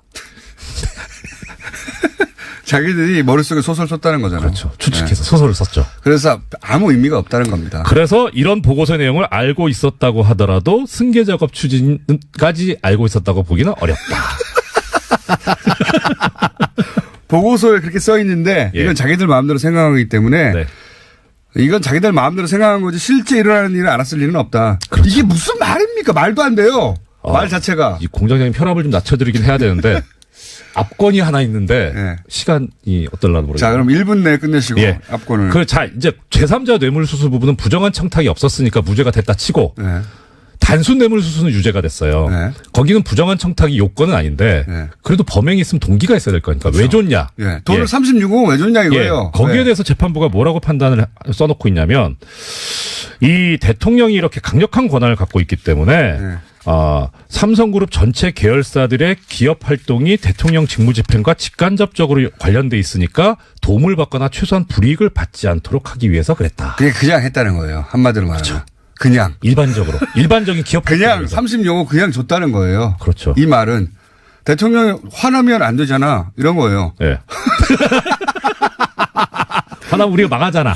동기가 없어요. 그냥 대통령이 화내면 안 되니까 돈을 줬습니다. 이런 거거든요. 네. 그거를 삼성의 마음속에 들어가 가지고 이 판사가 그렇게 정리를 합니다. 삼성은 그랬을 거야. 제가 그래서 화가 나는 게 그거예요. 재판장인 정영식 부장판사도 문제지만 예. 물론 그분이 가장 큰 문제인데 이 주심 판사. 아, 옆에서 안 말렸다. 그러니까 이 판결문을 쓰는 주심 판사 강문경 판사가 있었는데 네. 도대체 이분은 도대체 뭘 근거로 이렇게 쓴 건가? 그리고 쓰다 보면 사실 이렇게 말이 안 되면 말합니까, 보통? 얘기를 해야죠. 이거 쓰다 보니까 말이 안 된다. 이거 우리 다시 결론 생각해 봐야 되는 거 아니냐. 모든 판사들이 거의 그래요. 합의부 내에선. 근데 뭐 정영식 부장판사 인터뷰 보니까 조선일보 인터뷰 보니까 뭐 자기는 뭐 고민했었다고. 혼자만 고민했다는 얘기인데 그러면 주식은 그냥 기계적으로 받아 썼다는 소리밖에 안 되잖아요. 이게 무슨 판사예요? 자, 오늘 여기까지 하고 또 내일이 있습니다. 자, 이성열 전 부장판사였습니다. 감사합니다. 고맙습니다. 자, 불친절 AS. 야, 문자가 이게 5,000통이 넘어가고 그러다가 다운돼 버리는 건 처음입니다, 저희가. 5,000통. 대단하네요. 이 기록을 깨기 힘들다. 예. 그 앱이 다운이 돼서 더 이상 문자가 안 됩니다. 그쪽으로는. 예, 그냥 일반 전화 문자나 카톡으로 주시면 되고요. 예. 아직도 하태경 의원에 대한 문자가 많이 오고 있네요. 이재명 시장에 대해서 다른 지역민들 상대적 박탈감 느낍니다. 뭐 이런 얘기 있고요. 하태경 의원 관련해서는 문제가 너무 많아서 읽을 수가 없고, 예, 다음 네이버 다 점령하고 있습니다. 검색어. 예, 축하드리고요. KBS FM 대행진에서 안윤상 씨가 제 성대모사를 하고 있다고 이게 고발이 들어왔네요. 예, 그거 한번 들어보겠습니다. 예, 그리고 설 연휴 목금 방송하십니까, 공장장님? 그러니까 이거 하라고 그래가지고 못 가고 있어요. 딴 데 합니다. 에이. 여기까지 하겠습니다. 칼 플라나리 사형연구소 한 3, 4년마다 한 번씩 뜨는 연구소 정태현 소장님 나오셨습니다. 안녕하세요. 자, 감기는 다 나오셨어요, 완전히? 완전히 안 나왔습니다. 제가 보니까 네. 감기라기보다 노화 같아요. 노화. 낫지를 않아요. 아니, 근데 이번 독감이 독하다고. 예. 한 달을 알았는데. 예. 자, 독감은 알아서 하시고요. 미국 증시가 폭락했다. 예, 한국 증시도 폭락을 했죠. 폭락했다. 한참 잘 나갔지 않았습니까? 너무 잘 나갔죠, 사실은. 조정기입니까? 어떻게 된 겁니까? 그러니까 금융위기가 온 다음에 그 금융위기에서 벗어나기 위해서 이게 29년 대공황의 교훈인데 돈을 풀었거든요. 네.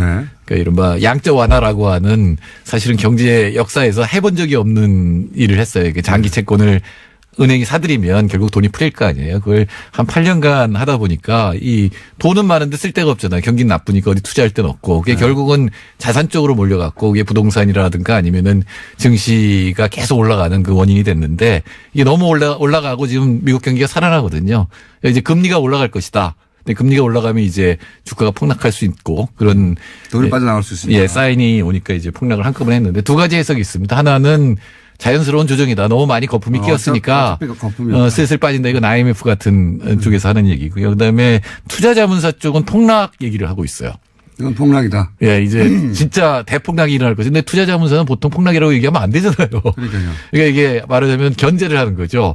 니들이 여기서 금리를 올리면 폭락할 수 있으니까 내리지 마라라고 하는 경고를 투자자문사들이 지금 일제히 하고 있는데. 이제 경고하는 거군요. 예. 너무 금리 내리지 마 이렇게. 예. 그런데 제가 보기에는 첫 번째 견해가 맞습니다. 그러니까 너무 많이 올랐고 지금 우리가 실물 경제가 괜찮거든요. 그러니까 거품이 꺼지는 자연스러운 현상을 투자자문사들이 이렇게 이용해 먹는 거군요. 네, 뭐 뚜렷한 근거는 없지만 갑자기 왜 골드만삭스가 이런 보고서를 내놓을까를 생각해 보면 금리가 지금 사실은 제일 걱정하는 거는 70년대처럼 금리가 올라가는 거거든요. 금리가 올라갔는데도 인플레이션이니까 또 올리고 스태그플레이션 상태로 가는 건데 그렇게 갈 가능성은 없지만 혹시 연준이 굉장히 빠른 속도로 금리를 4번쯤 올리면은 어떻게 될까 이런 걱정을 하고 있는 것 같아요. 알겠습니다. 그럼 실제 미국 경기가 아주 좋아요? 예, 괜찮죠. 그러니까 미국 경제가 참 운이 좋네요. 운 좋죠. 네. 운 좋아요. 3% 성장을 하면 미국 경제 3%는 굉장히 높은 거거든요. 거기다가 최근에 이제 실업 통계가 나왔는데 거의 완전 고용 상태처럼 나왔어요. 물론 이건 약간의 문제가 있습니다. 트럼프가 한 건 아닌데 혜택은 트럼프가 있겠네요. 예. 경제는 조금 그런 면이 있죠. 그러니까요. 그러니까 약간의 문제가 있는데 왜냐하면 아예 취직을 포기해버리면 실업자 통계에서 빠져버려서 실업률이 낮아지거든요. 근데 그런 측면도 가세해서 거의 완전 고용 상태로 나오니까 그럼 연준이 이제는 인플레이션을 걱정하겠구나. 그러니까 미국 중앙은행이 인플레이션을 걱정하게 되면은 금리를 올릴 수 있는데 이제 원래는 3번쯤 인상할 거라고 예측을 했었는데 4번으로 바뀌었거든요. 그러니까 금리가 꽤 많은 폭으로 올라갈 것이다 이렇게 예측을 하게 되니까 이제 증시에서 돈이 빠지게 되는 거죠. 미국은 그렇고요. 여기에 영향을 받아서 국내 증시도 출렁출렁 했지 않습니까? 네, 국내 증시도 출렁출렁 하는데 이것도 이제 뭐 여러 가지 얘기가 많을 수 있는데 제가 보기엔 조정으로 보입니다. 조정입니까? 그러니까 제일 걱정스러운 건 미국이 금리를 올렸고 지금 한국하고 미국의 금리가 같아요, 거의. 네. 그러니까 미국 연준 기준 금리가 1.25에서 1.5%, 한국이 1.5%거든요. 네. 그럼 거의 같잖아요. 근데 미국이 금리를 올리고 우리는 안 올리면 미국이 금리가 더 높잖아요. 그럼 돈이 빠져나가요? 예, 우리나라에서 돈이 확 빠져나갈 수도 있죠. 네. 그러니까 그걸 갖다 테이퍼 탄트럼이라고 하는데 뭐라고요?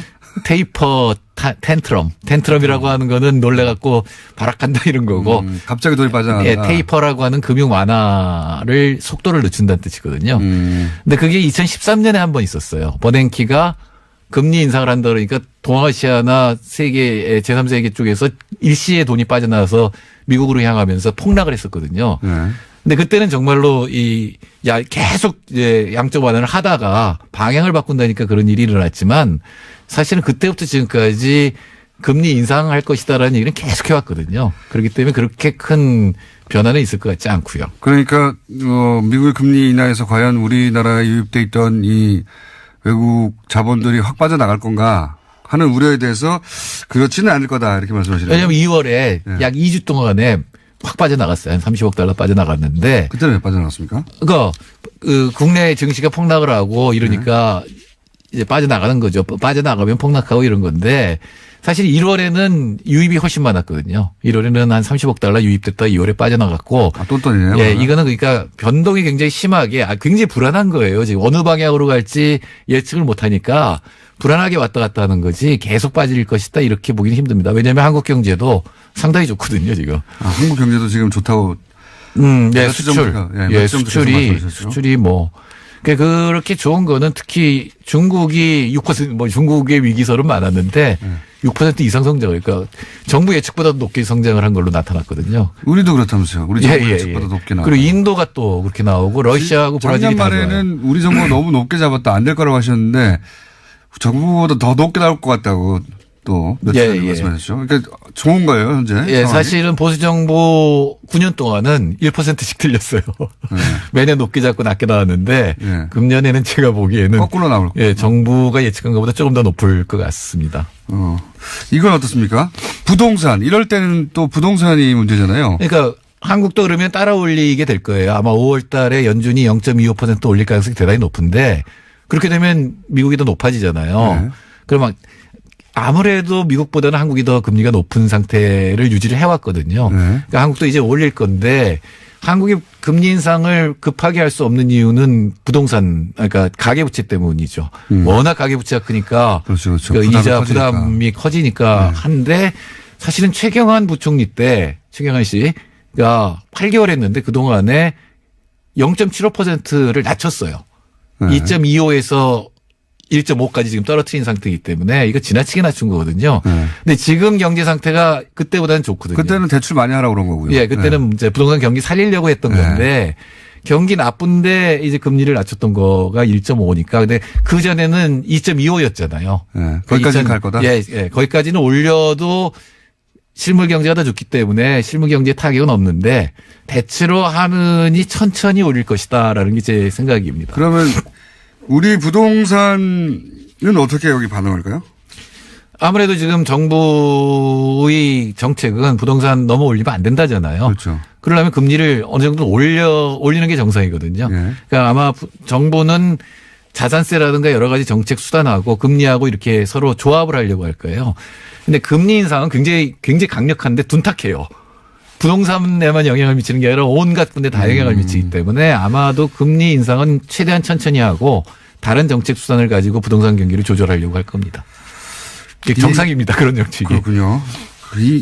이게 지금 미국하고 우리만 경기가 좋은 겁니까? 아니면 우리, 중국, 일본 혹은 뭐 아시아 국가 전 세계가 다 좋습니다. 다 좋아요. 그러니까 특히 유럽이 여러 가지 브렉시트라든가 구조적 문제 때문에 그리고 긴축을 계속하니까 경기가 살아나지 않았는데 유럽도 괜찮아졌어요.